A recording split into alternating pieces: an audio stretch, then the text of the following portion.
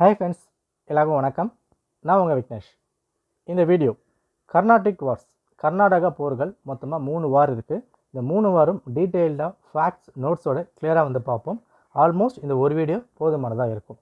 இந்த topic TNPSC, UPSC எந்த எக்ஸாமில் பிரிட்டிஷ், ஃப்ரெஞ்சு நீங்கள் படிக்கிறீங்களோ இந்த டாபிக் படித்தே ஆகணும். ஓகே, சரி பார்த்துலாம். Okay fine. கர்நாடிக் வார் மொத்தமாக 3 வார் வந்து பின்னாக நடக்கும். ஒரு விஷயம் மைண்டில் வச்சுக்கோங்க. நீங்கள் இந்தியா படிக்க போகிறீங்க, மாடர்ன் இந்தியா படிக்கிறீங்க ஹிஸ்ட்ரி அப்படின்னா, அதில் பிரிட்டிஷும் ஃப்ரெஞ்சும் உள்ளே நீங்கள் படிக்க போகிறீங்க அப்படின்னு சொல்லும் போது சிலபஸில் இருக்குது இல்லை அதெல்லாம் தாண்டி Maratha war, Mysore war, Carnatic war, battle of Plassey, battle of Buxar நீங்கள் படித்தே ஆகணும். ஓகே, நம்ம 1 by 1 எல்லாமே வந்து பார்ப்போம். இந்த வீடியோவில் கர்நாடிக் வார் நம்ம கவர் பண்ணலாம். வார்ஸ் பொறுத்த வரைக்கும் போர்களை உங்களுக்கு எப்படி புரியுமோ அந்த கதை மாதிரி வந்து படிங்க. ஷார்ட்டாக நோட்ஸ் வந்து மேக் பண்ணுங்கள். ஒரு மேக்ஸிமம் ஒரு 3 டைம் நீங்கள் படிச்சிங்கன்னா ஈஸியாக எக்ஸாமில் ஸ்கோர் பண்ண முடியும். ஒரு சில விஷயங்கள் மகப் பண்ணுற மாதிரி தான் இருக்கும். சரியா? ஓகே, பார்த்துலாம். ஃபஸ்ட்டு எந்தெந்த வார் எப்போ வந்து கண்டக்ட் பண்ணாங்க, எப்போ நடந்துச்சு, அந்த வருஷம் ரொம்ப வந்து இப்போ இம்பார்ட்டன்ட். 46 to 48, 49 to 54. இங்கே பாருங்கள், இந்த இடத்துல செகண்ட் வார் பொறுத்த வரைக்கும் ஒரு வருஷத்துக்கு அப்புறம் நடந்திருக்கும். ஆனால் இந்த இடத்துல ஒரு வருஷம் கேப் வந்து பின்னாக விழுந்திருக்கும். ஸோ இந்த மாதிரி எந்தெந்த வார் எப்போ வந்து நடந்துச்சோ அந்த வருஷங்கள் ரொம்ப வந்து பின்னாக இம்பார்ட்டன்ட். ஏன்னா மைசூரில் 4 வார் இருக்குது, மரத்தால் 3 வார் இருக்குது. ரைட்டாக? பானிபட்டில் 3 வார் வந்து பின்னாக படிப்பீங்க.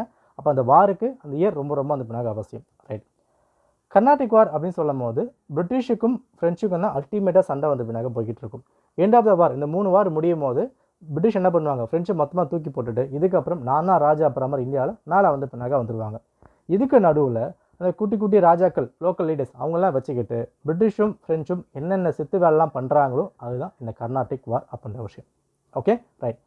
ஃபர்ஸ்ட் வார் 1746 1748 இங்கே வந்து பின்னாக நடக்குது. அதாவது இந்த 17th century 18th பிரிட்டிஷுக்கும் ஃப்ரான்ஸுக்கும் என்ன வேலை அப்படின்னா, உலகத்தில் எங்கெல்லாம் இடம் வந்து பின்னா காலியாக இருக்கோ எல்லா இடத்துலையும் போயிட்டு கொட்டாயை போட்டுக்கிட்டு இது எங்கள் இடம் சண்டை போகிறதா வேலையை வந்து பின்னாக வச்சுட்டு இருந்தாங்க. அது மட்டும் இல்லை, முக்கால்வாசி பிரச்சனை நேராக வந்து பின்னாக வராது, எங்கேயோ பிரச்சனை வந்து பின்னாக போய்கிட்டு இருக்கும்.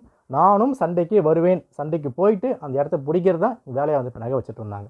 ஏன்னா செகண்ட் வார்லாம் மாமனுக்கும் மச்சானும் தாங்க பிரச்சனை வந்து பின்னாக போய்கிட்டு இருக்கும். சரி, எல்லாமே நம்ம வந்து பார்ப்போம். ஃபஸ்ட்டு வாருக்கான காரணம் என்ன? ஆஸ்ட்ரியன் வார் ஆஃப் சக்சஷன், ஆஸ்திரிய வாரிசு உரிமை போர். ஆஸ்ட்ரியா யூரோப்பில் இருக்க ஒரு கண்ட்ரி. ரைட்டா? அங்கே என்ன ஆகுதுன்னா, சார்லஸ் 6 அப்படின்ற ராஜா ஆஸ்ட்ரியாவோட கிங்கு மண்டையை போட்டார் 1740. இவர் இறந்ததுக்கு அப்புறமா அவரோட பொண்ணு மரியா தெரேசா அந்த பதவிக்கு வராங்க. இது உலக வழக்கம் தான். அப்பா இறந்தா ராஜா இருந்தாங்க அப்படின்னா மகன் மகள் உள்ளே வந்து பின்னாக வருவாங்க. ஆனால் ஒரு பெண்மணியாக உள்ளே வந்ததுனால ஃப்ரான்ஸு, ஜெர்மன், பவேரியா, சக்கோனியா, ஸ்பெயின் இந்த மாதிரி நாடுகள்லாம் அதை வந்து அக்செப்ட் பண்ணிக்கல. எல்லாரும் அவங்க எதிராக வந்து பின்னாக இருக்காங்க. ஒரு பொலிட்டிக்கல் இன்ஸ்டெபிலிட்டி, ஒரு ஆட்டம் வந்து பின்னாக காணுது. இதை பயன்படுத்திக்கிட்டு அண்ணன் எப்போ சாவான் திண்ணை எப்போ காலியாவா அப்படின்ற மாதிரி பக்கத்தில் இருக்க புருஷியா ஃப்ரெடிக் என்ன பண்ணுறான்னா ஃப்ரான்ஸ் சப்போர்ட்டோட சைலிஷியா வந்து பின்னாக பிடிச்சிடறான். இது ஆஸ்ட்ரியா இருக்கிற ஒரு பிளேஸ். ஓகே, அங்கே ராஜா செத்து போனார், மரியா உள்ளே வந்தாங்க, ஃப்ரான்ஸ் சப்போர்ட்டில் பிடிச்சாங்க. இது அவங்க பிரச்சனை. ஆனால் நம்ம பங்காளி பிரிட்டிஷ் என்ன பண்ணுறான் அப்படின்னா, ஃப்ரான்ஸு எனக்கு வந்து பின்னாக எதிரி, அப்போ நானும் சண்டைக்கு வருவேன், சண்டைக்கு வந்து பின்னாக வராங்க. இவங்க ஆஸ்ட்ரியாவுக்கு சப்போர்ட் வந்து பின்னாக பண்ணுறாங்க. ஸோ யூரோப்பில் சண்டை வந்து போய்கிட்டு இருக்கு. இந்த சண்டை என்ன ஆகுதுன்னா, நார்த் அமெரிக்காவில் இருக்கிற பிரிட்டிஷ்க்கும் ஃப்ரான்ஸுக்கும் ஆரம்பிக்குது, இந்தியாவில் உள்ள பிரிட்டிஷ்க்கும் ஃப்ரான்ஸுக்கும் சண்டை வந்து பின்னாக ஆரம்பிக்குது. அப்போ எங்கேயோ இருக்க ஆஸ்ட்ரியா யூரோப்பில் ஆரம்பித்த பிரச்சனை தான் கர்நாடிக் வார இந்தியாவில் வந்து பின்னாக வந்திருக்கும். இதுதான் வந்து உடனடியான ஒரு காரணம். ரைட்? ஓகே, இப்போ இந்தியாவில் சண்டை வந்து ஆரம்பிக்குது. சண்டை ஆரம்பிக்கும் போது இந்தியாவிலிருந்து தலைவர்கள் பார்க்கும்போது ஃப்ரெஞ்சு பாண்டிச்சேரி கவர்னராக டூப்ளெக்ஸ் இதில் வந்து இருக்கிறாரு. மெட்ராஸுக்கு பிரிட்டிஷ் சார்பாக மோர்ஸ் வந்து பின்னாக இருக்கார். நம்ம டூப்ளெக்ஸ் என்ன பண்ணுறாரு அப்படின்னா, இங்கே பாரு பங்காளி, யூரோப்பில் அடிச்சுக்கிட்டாங்க, நார்த் அமெரிக்காவில் அடிச்சுக்கிட்டாங்க, நம்ம என்ன பண்ணலாம், அமைதியாக இருக்கலாம், சண்டை வந்து வேணாம் அப்படின்ற மாதிரி வந்து பின்னாக சொல்கிறாங்க. ஆனால் பிரிட்டிஷை பொறுத்த வரைக்கும் நான் நம்பவே முடியாது, எப்போ இந்த பக்கம் திரும்புவாங்க எதுவுமே சொல்ல முடியாது. இவங்க என்ன பண்ணிடுறாங்கன்னா, பேர்னட் அப்படின்னு ஒரு பிரிட்டிஷ் கமாண்டர் ஃப்ரெஞ்சோட கப்பல்லாம் வந்து பின்னாக மறைக்கிறார். இந்த டைம்லேயும் நம்ம டூப்ளெக்ஸ் என்ன பண்ணுறாரு அப்படின்னா, கோவப்படாமல் ஒரு லோக்கல் கையை வந்து பின்னாக பிடிக்கிறாரு, அன்வருதீன் ஆர்காட் நவாப். ஸோ அன்வரை பிடிச்சிக்கிட்டு, அன்வர் இந்த மாதிரி என் கப்பல்லாம் வந்து பின்னாக பிடிச்சிக்கிட்டாங்க, இருந்தாலும் நான் சண்டை போட விரும்பலை அப்புறம் மாதிரி வந்து பின்னாக சொல்லிடுறாரு. இப்போ அவ்வளோ நல்லவராக அந்த நம்ம யோசிப்போம். ஆனால் இதுக்கப்புறம் தான் டூப்ளெக்ஸ் ஒரு பிளானை வந்து பின்னாக பண்ணுறாரு. என்ன விஷயம்னா, governor of isle of France, ஃப்ரான்ஸின் தீவுகள் அப்படின்னு சொல்லுவாங்க, அங்கே இருக்க ஒரு கவர்னர் யார், போர்டோ நாய்ஸ். பேர்லாம் இந்த மாதிரி தான் கொஞ்சம் இருக்கும், அதை வந்து பின்னாக பார்த்துக்கோங்க. இந்த போர்டோ நாய்ஸை இந்தியாவுக்கு வந்து பின்னாக கூப்பிட்றாரு. இந்த போர்டோ நாய்ஸு 8 ஷிப்போட இந்தியாவுக்கு வந்து பின்னாக வராரு. இதுக்கு எதிராக பைடன் பிரிட்டிஷ் சார்பாக 4 ஷிப்போட வந்து பின்னாக வராங்க. 8-4 பார்க்கும்போது 8 தான் வந்து பின்னாக வின் ஆகும். இந்த இடத்துல பிரிட்டிஷ்க்கு சரியான அடி வந்து பின்னாக விழுது. அது மட்டும் இல்லாமல் டூப்ளெக்ஸ் செம்மையாக பிளான் வந்து பின்னாக பண்ணிவிட்டு பிரிட்டிஷோட கோட்டையான மெட்ராஸை வந்து பின்னாக பிடிச்சிடாரு. ஏன்னா பிரிட்டிஷ்க்கு 2 முக்கியமான இடம், ஒன்று பெங்கால், இன்னொன்று பார்த்தீங்கன்னா மெட்ராஸு. செப்டம்பர் 15 என்ன பண்ணிட்டாங்க, மெட்ராஸை மொத்தமாக அதை கேப்சர் பண்ணியாச்சு. பிரிட்டிஷ்க்கே ஒரு வழி வந்து பின்னாக தெரியல. மோர்ஸ் என்ன யோசிக்கிறார் அப்படின்னா, நம்மளால் சண்டை வந்து பின்னாக போட முடியல, லோக்கல் கை இருக்கிறதுல அன்வர், நம்ம அங்கே போய் கேட்டோம் அப்படின்னா சம்திங் ஏன்னா வந்து தேரும் அப்படின்ற மாதிரி அன்வர்கிட்ட போயிட்டு, அன்வர் இந்த மாதிரி மெட்ராஸ் வந்து பின்னாக பிடிச்சிட்டாங்க, இங்கே பேசி கொஞ்சம் வாங்கி கொடுங்க அந்த மாதிரி அவங்க வந்து கேட்குறாங்க. பட் நம்ம அன்வரும் போயிட்டு டூப்ளெக்ஸ் வந்து பின்னாக போய் கேட்குறாரு. பட் நம்ம டூப்ளெக்ஸ் இங்கே கிளவரான ஒரு மூவ் வந்து பின்னாக பண்ணுறாரு. என்ன சொல்கிறாருன்னா, அட என்ன நவாப் நீங்கள் வந்திருக்கீங்க, நான் மெட்ராஸை உங்ககிட்ட தான் வந்து பின்னாக கொடுக்க போகிறேன், நீங்கள் பிரிட்டிஷ் அங்கே மொத்தமாக வெளியே அமிச்சிட்டிங்கன்னா மெட்ராஸை நீங்களே வச்சுக்கோங்க அப்புறமா வந்து பின்னாக சொல்லிடுறாரு. இதெல்லாம் நம்பி நம்ம நவாப் என்ன பண்ணிடுறாரு, பிரிட்டிஷை மொத்தமாக வெளியே வந்து பின்னாக ஏற்றிறாரு. செப்டம்பர் 21 மெட்ராஸ் விட்டு பிரிட்டிஷ் மொத்தமாக வெளியே வந்து பின்னாக போயிட்டாங்க. இப்போ நம்ம நவாப் என்ன பண்ணிடுறாரு, டூப்ளெக்ஸர் நீங்கள் சொன்ன நான் என்ன பண்ணிட்டேன்னா பிரிட்டிஷை வெளியே வந்து பின்னாக அனுப்பிட்டேன், மெட்ராஸை கொடுங்க அப்புறம் மாதிரி கேட்குறாரு. நம்ம டூப்ளெக்ஸ் என்ன பண்ணுறாரு அப்படின்னா, நான் மெட்ராஸை கொடுக்குறேன்னு சொன்னால் நீங்கள் சந்தோஷப்படுவீங்கே நான் வந்து பின்னாக சொன்னேன், நீங்கள் சந்தோஷப்பட்டீங்க, அவ்வளோதான் முடிஞ்சு போச்சு, மெட்ராஸை கொடுக்க முடியாதுன்னு கையை வரிச்சிட்றாரு. நம்ம நவாபுக்கு கோவம் வந்து பின்னாக வந்தாச்சு. இவர் என்ன பண்ணிடுறாரு, அவரோட புள்ள தலைமையில் 10,000 சோல்ஜர் மென்னை வந்து பின்னாக அனுப்புகிறாரு. ஆனால் டூப்ளெக்ஸு வெறும் 1000 மென்னை மட்டும் தான் அனுப்புகிறாரு. இவங்க வின் பண்ணிடுறாங்க. நவாபுக்கு சரியான அடி. இங்கே சண்டை வந்து பின்னாக ஆரம்பிக்குது. நம்ம அன்வர் என்ன பண்ணுறாருன்னா, சென்ட் ஜார்ஜ் கோட் இருக்குல்லையே, அதை வந்து பின்னாக முட்டுக்கிடுறாங்க. சண்டை எங்கே நடக்குது, அடையார் அண்ட் சாந்தூம், இதான் உங்களுக்கு பேட்டில் ஆஃப் அடையார் அப்புறம் மாதிரி இங்கே சொல்லியிருப்பாங்க. இருந்தாலும் நம்ம நவாபுக்கு பலத்த அடி வந்து பின்னாக விழும். அது மட்டும் இல்லாமல் டூப்ளெக்ஸு கடலூரில் உள்ள டேவிட் ஃபோர்ட்டையும் வந்து பின்னாக பிடிச்சிடுவார். அப்போ ஃபஸ்ட்டு வாரில் ஃப்ரெஞ்சு நான் தான் ராஜா அப்புறம் மாதிரி மேலே வந்து பின்னாக வந்துடுவாங்க. இருந்தாலும் ஒரு சமாதான பேச்சு வந்து பின்னாக பண்ணுவாங்க. பிரிட்டிஷ் என்ன நினைப்பாங்க அப்படின்னா, நான் போயிட்டு கையில் காலில் விழுந்தால் கூட மெட்ராஸை வந்து கொடுத்துருப்பான், நீ ஒரு ஆள் உங்ககிட்ட வந்து பின்னாக வந்த, உன்னை நம்பி அதுவும் வந்து பின்னாக போயிடுச்சு அப்படின்ற மாதிரி திரும்ப என்ன பண்ணுறாங்க, சமாதானம் பேச வந்து அன்வரை கூட்டு வந்து பின்னாக போகிறாங்க. என்ன பேச்சு அப்படின்னா, ரைட்டுப்பா சண்டை வந்து போட்டோம், நீங்கள் வின் பண்ணிட்டீங்க, நம்ம என்ன பண்ணிக்கலாம், யாருமே சண்டை இல்லாமல் நம்ம எதெல்லாம் வந்து கொடுத்தோமோ அதெல்லாம் திரும்ப வந்து பின்னாக வாங்கிக்கலாம் அப்படின்ற மாதிரி பேச்சு ஆரம்பிக்கிறாங்க. அப்புறம் என்ன ஆகுதுன்னா, ஒட்டு மொத்தமாக நவாபுக்கும் பிரிட்டிஷுக்குமான உறவுகள் மொத்தம் வந்து பின்னாக முடியுது. ட்ரீட்டி ஆஃப் ஐக்ஸ்ட்ராச்சாப்பில் வந்து போடுறாங்க. இந்த ட்ரீட்டி மூலிமா வார் வந்து பின்னாக முடியுது. ஃப்ரெஞ்சு மெட்ராஸ் வந்து பின்னாக கொடுத்துட்றாங்க பிரிட்டிஷுக்கிட்ட. பிரிட்டிஷ் என்ன பண்ணுறாங்கன்னா, அமெரிக்காவில் பிடிச்சி வச்சிருக்க லூயிஸ்பர்கை ஃப்ரெஞ்சுக்கிட்ட வந்து கொடுத்துட்றாங்க. இதுக்கு பருத்தி முட்டை குடோன்லேயே வந்து பின்னாக இருந்திருக்கலாம், இவங்க இந்த இடத்த பிடிக்காமல் இருந்திருந்தால் பிரச்சனை வந்து பின்னா வந்திருக்காது போல். இவ்வளோதான். இதான் வந்து பின்னாக்கா வார் 1 வந்து முடியுது. அப்போ 3 மேட்ச் கொண்ட இதில் ஒரு மேட்ச் பார்த்தீங்கன்னா ஃப்ரெஞ்சு வந்து வின் பண்ணிடுறாங்க. ரைட்டா, அடுத்த 2 மேட்ச்சு பிரிட்டிஷ் வந்து பின்னாக வின் பண்ணிடுவாங்க. அதுதான் 1-2 அப்படின்ற மாதிரி பஞ்சாலி வின் பண்ணிவிட்டு சீரீஸை பிரிட்டிஷ் வின் பண்ணிடுறாங்க. இதுதான் ஃபஸ்ட்டு வார். புரியுதா? ரொம்ப ஈஸியான விஷயம் தான், ஃபேக்டை மட்டும் பார்த்தா போதுமானதான். Right, okay. ரெண்டாவது வார், அதாவது ரெண்டாவது வார் எப்போ ஆரம்பிக்குது, 1749 54 வந்து ஆரம்பிக்குது. பிரச்சனை பாருங்கள், ஆற்காட்டை யார் வந்து பின்னாக பிடிக்க போகிறோம், இன்னொன்று ஹைதராபாடு யார் வந்து பின்னாக பிடிக்க போகிறோம். இதாங்க பிரச்சனை. பிரிட்டிஷுக்கும் ஃப்ரெஞ்சுக்கும் பிரச்சனை வந்து கிடையாது, 2 பேர் தான். ஹைதராபாத்தில் நிசாமா யார் வந்து வர போகிறாங்க, ஆற்காட்டில் நவாபா யார் வந்து வர போகிறாங்க. இதை என்ன பண்ணிக்கிறாங்க, நம்ம டூப்ளெக்ஸ் வந்து பின்னாக யூஸ் பண்ணிக்கிறாரு. ஓகேவா, ரைட்டு. இந்த டைமில் ஹைதராபாத் நிசாம் ஆசஃப் ஷா இல்லைனா நிசாம் உல் முல்க் அப்படின்ற மாதிரி வந்து பின்னாக சொல்லுவாங்க. ரைட்டா, இவர் 1748 மண்டையை போட்டுறாரு. ஸோ மண்டையை போட்டாலே பிரச்சனை தாங்க. ஃபஸ்ட்டு வாரில் மண்டையை போட்டாங்க, பிரச்சனை பெருசாக வந்து பின்னாக போயிடுச்சு. இங்கே நிசாம் மர்கையா காலி ஆகிட்டார். இவர் இறந்ததுக்கப்புறமா அந்த வாரிசு உரிமை போர் வந்து பின்னாக நடக்குது. ஆக மொத்தம் ஒரு குடும்ப சண்டை தான் பெருசாக வந்து பின்னாக போய்கிட்டு இருக்கு. இந்த இடத்துல கர்நாடிக் நவாப் போஸ்ட்டுக்காக சந்தா ஷாஹிப்பும் அன்வருதீனும் வந்து பின்னாக சண்டை போட்டுக்கிறாங்க. ரைட்டா, அதே மாதிரி ஹைதராபாத் நிசாம் போஸ்ட்டுக்கு முசஃபர் ஜங்கோ நாசிர் ஜங்கோ வந்து பின்னாக சண்டை போட்டுக்கிறாங்க. இதில் இவங்க 2 பேரும் பிரிட்டிஷ் வந்து பின்னாக சப்போர்ட் பண்ணுறாங்க, இவங்க 2 பேருக்கும் ஃப்ரெஞ்சு வந்து பின்னாக சப்போர்ட் பண்ணுறாங்க. ஸோ ஆக்சுவலாக எங்கள் அப்பா செத்து போயிட்டாரு, நான் ராஜா வந்து பின்னாக வரப்போகிறேன், அது எங்கள் குடும்ப பிரச்சனை. இதில் ஃப்ரெஞ்சும் யூஸ் பண்ணிக்கிறாங்க, பிரிட்டிஷும் யூஸ் பண்ணிக்கிறாங்க. இதில் வேடிக்கை என்ன அப்படின்னா, நாசிர் ஜங்கை பொறுத்த வரைக்கும் இவரோட சன்னு, யார் சன்னு, நம்ம அசாப் ஜர்கர்லே அவரோட சன்னை வந்து பின்னாக இருக்கார். முசஃபர் ஜங்கை பொறுத்த வரைக்கும் ஆசிஃப் ஜாவோட பொண்ணோட பையனாக வந்து பின்னாக இருக்கார். அப்போது இந்த மாமனுக்கும் மச்சானுக்கும் தான் பிரச்சனை. ரைட்டா, மாமனுக்கும் மச்சான் நடக்கிற பிரச்சனையை பிரிட்டிஷும் ஃப்ரெஞ்சும் வந்து பின்னாக யூஸ் பண்ணிக்கிறாங்க. ரைட், ஸோ வார் வந்து பின்னாக போய்கிட்டு இருக்கு. ஆம்பூர் வார் 1749. இந்த இடத்துல ஃப்ரெஞ்சு ஒரு கூட்டணி வந்து ஆரம்பித்தாங்க இல்லையா, இந்த கூட்டணி மூலிமா அன்வருதீன் வந்து பின்னாக போட்டு தள்ளிடுறாங்க. அன்வர் காலியான உடனே அன்வரோட சன்னு முகமது அலி என்ன பண்ணிடுறாரு அப்படின்னா, திருச்சிக்கு வந்து பின்னாக ஓடி போயிடுறாரு. திருச்சியில் பிரிட்டிஷ் ராபர்ட் கிளைவ் வந்து பின்னாக இருப்பார். புரியுதா? இப்போ ஃபஸ்ட் டைமில் பிரிட்டிஷோட கை கீழே வந்து பின்னாக இறங்குது, நம்ம அன்வருக்கு வந்து பின்னாக காலி பண்ணிட்டாங்க. Right, okay. லேட்டர் என்ன ஆகுது, நாசிர் ஜங்கி வந்து பின்னாக்கா மொத்தமாக வந்து பின்னாக்க முடிச்சிட்டாங்க. அது மட்டும் இல்லாமல் முசஃபர் ஜங்கி வந்து பின்னாக்க கொண்டுறாங்க. முசஃபர் ஜங் கொண்டது யார் அப்படின்னா ஃப்ரெண்ட்ஸ் தான் வந்து பின்னாக்க கொள்வாங்க. அவங்க கூட்டணி என்ன பண்ணிடுறாங்கன்னா வந்து பின்னாக்க காலி பண்ணிடுறாங்க. அவனை காலி பண்ணிவிட்டு முசஃபர் ஜங்கோட தம்பியான சலாபத் ஜங்கை நிசாம் வந்து பின்னாக்கா ஒப்படைச்சிடுறாங்க. புரியுதா? இங்கே தான் வந்து பின்னாக்க வார் வந்து பின்னாக்க ஆரம்பிக்குது. இருந்தாலும் சந்தா சாஹிப் என்ன சொல்லுவார்னா, தப்பிச்சு போனால் பாருங்க முகமது அலி, அவனை போய் அரெஸ்ட் பண்ணிட்டு வாங்க அப்புறமா சொல்லுவாங்க. ஸோ அன்வரை கொண்டாச்சு, அப்பனை மட்டும் கொண்டுட்டீங்க, புள்ளையும் கொள்ளணும் இல்லையா, அவரை போய் அரெஸ்ட் பண்ணிட்டு வாங்க அப்புறமா சொல்லுவாங்க. சண்டை வந்து பின்னாக்க ஆரம்பிக்குது. கூட்டணி பாருங்கள், டூப்ளெக்ஸு, சந்தா சாஹிப், இவங்க 2 பேரும் திருச்சி வந்து பின்னாக்க பிடிக்கணும் பிளான் பண்ணுறாங்க.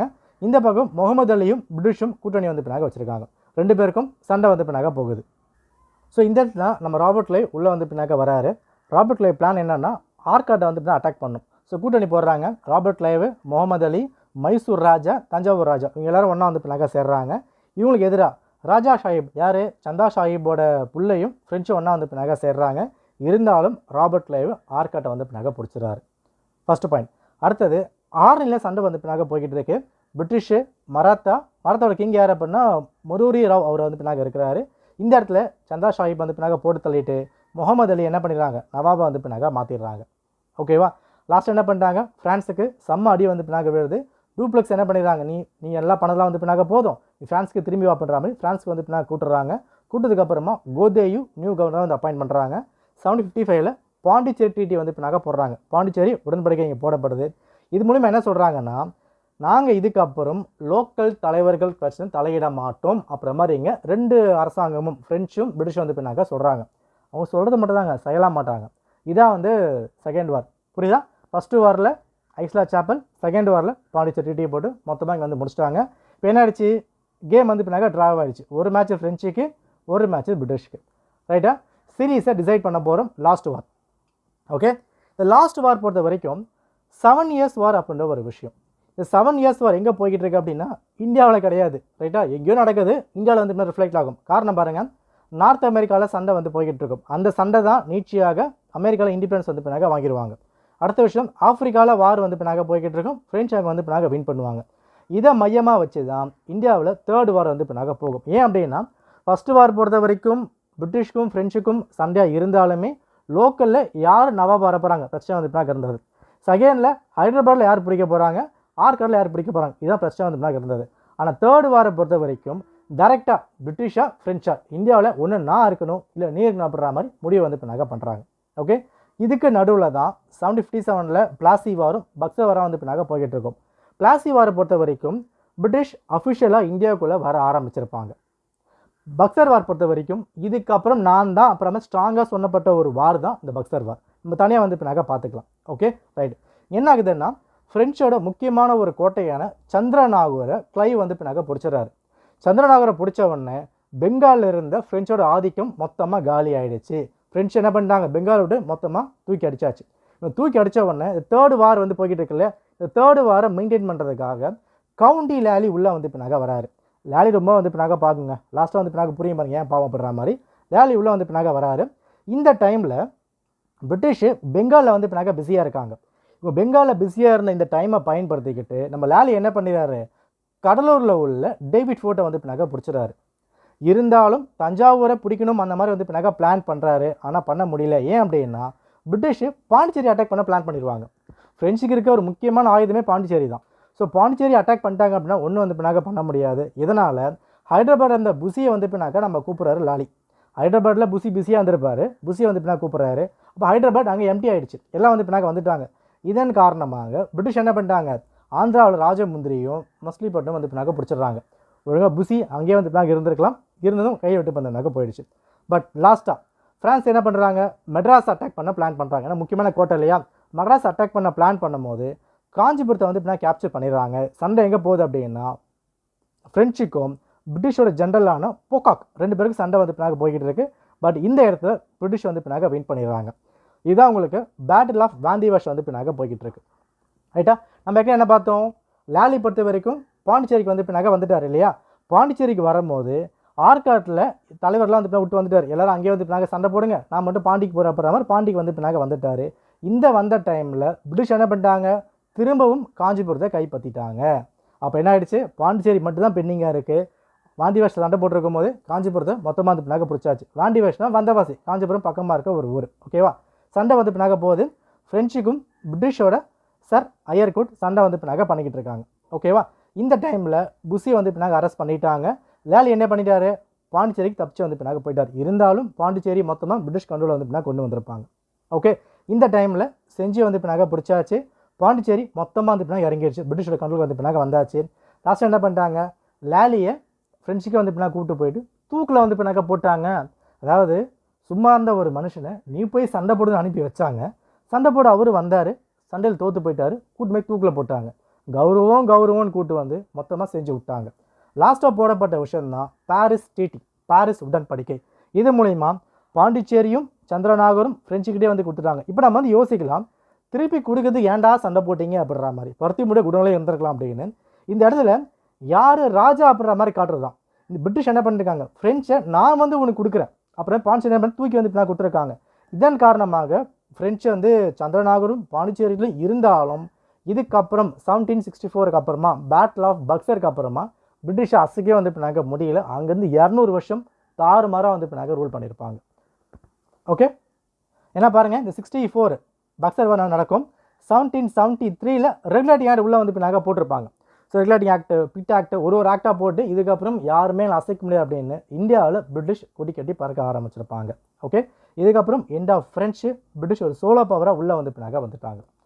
ரைட், இதான் வந்து பின்னாக்கா 3 கர்நாடிக் வார்ஸ் நம்ம வந்து பார்த்துருக்கோம்.